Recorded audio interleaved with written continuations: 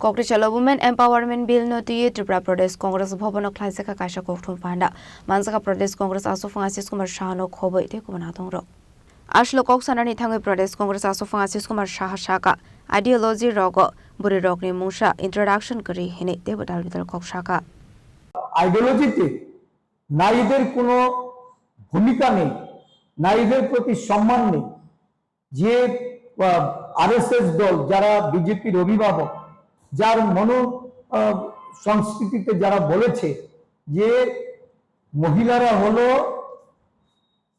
কন্যা সন্তান উৎপাদনের যন্ত্র, যারা বলেছে যে মহিলারা সেবা করার জন্য, সেই বিজেপি দল আজকে বলতে চাইছে যে কংগ্রেস দল মহিলাদের সংরক্ষণ বিরোধী, মহিলাদের ক্ষমতায়নের বিরোধী।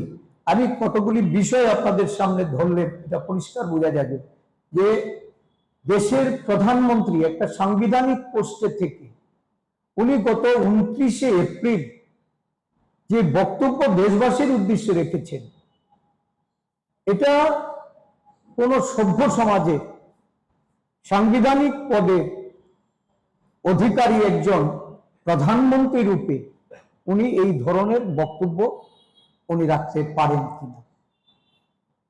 কন্যাভ্রণ হত্যা, যার মুখ দিয়ে এই ধরনের অসত্য এবং সভ্য মানুষরা যে কথাগুলি বলে না, যেটা অনুচিত, এই ধরনের বক্তব্য উনি রেখেছেন, যেটা চেয়ারের মর্যাদা বেমালুম এটা অবজ্ঞা করা হয়েছে। উনি 28শে এপ্রিল সন্ধ্যারাতে সরকারি দূরদর্শনে যে বক্তব্যটা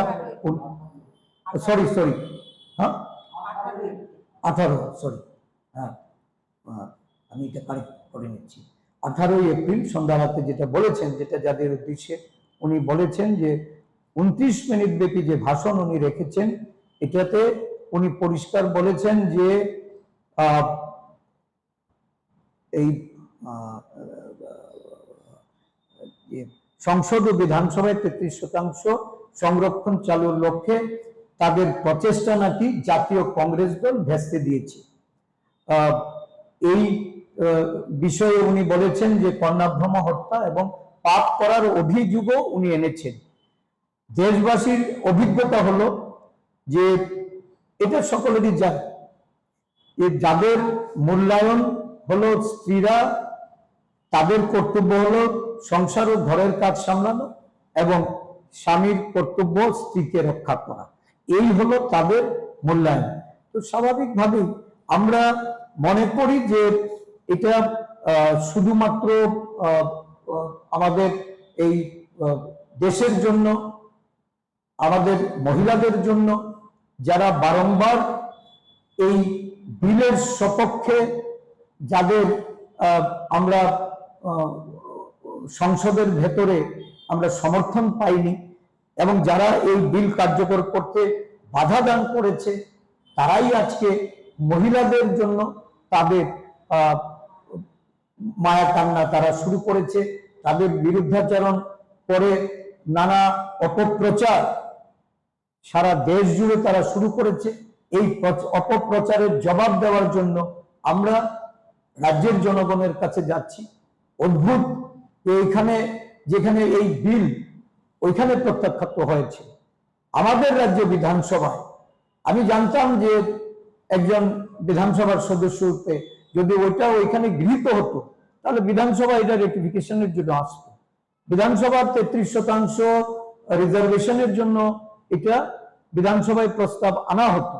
কিন্তু দেখা গেল লোক দেখানো একটা বিশেষ করে মহিলাদের বিভ্রান্ত করার জন্য এই ধরনের প্রস্তাব এনে আসলে kokthum panda paimani yaglo kokthum athumnai robai kok shanani thangai congress ne asofang Ashish Kumar Shaha special executive kasam application form cancel khlaisamani kongnob shaka।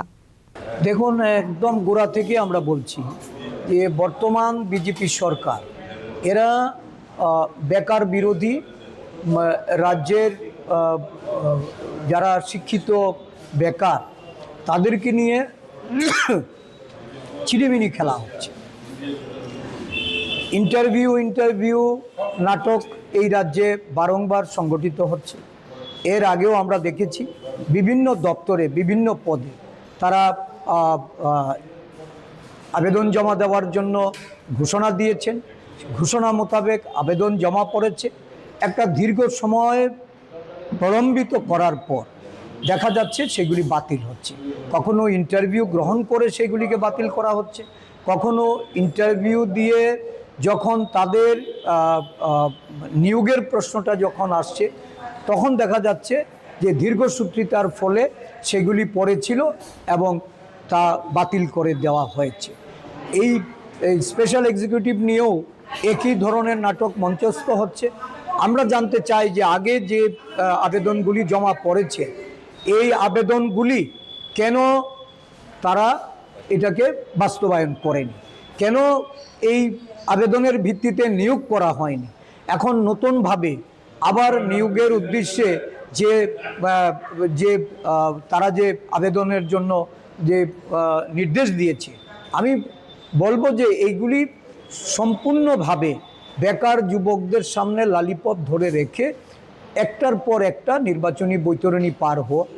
কারণ এই সরকার বিশ্বাস করে যে কর্মী স্বল্পতার মধ্য দিয়ে রাজ্যের সরকারি কর্মচারীর সংখ্যা কমিয়ে এনে কেন্দ্রীয় সরকারের কাছ থেকে পুরস্কার গ্রহণ করতে।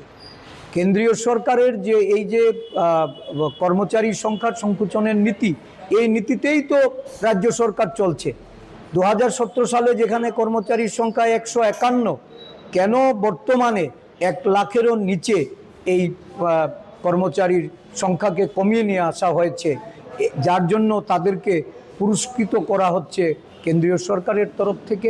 এটা সম্পূর্ণ আমাদের রাজ্যের বেকার বিরোধী, বেকার যুবক যুবতীদের তাদের যে ভবিষ্যৎ, এই ভবিষ্যৎকে অন্ধকারের দিকে ঠেলে দেওয়ার জন্য এই রাজ্য সরকারের এই ধরনের পদক্ষেপ। আমরা বলবো যে অবিলম্বে কেন এটা পূর্বেকার যে আবেদনগুলি সেইগুলি কেন কনসিডারেশন হলো না, এটা সরকারকে ভেবে দেখতে হবে। এবং সেক্ষেত্রে যদি কোনো গাফিলতি থাকে, কাদের জন্য গাফিলতি, এটার তদন্ত করে তাদের বিরুদ্ধে ব্যবস্থা গ্রহণ করা। রাজখরা নিশিমি প্রণাম নিকটুম চিনি খরাং।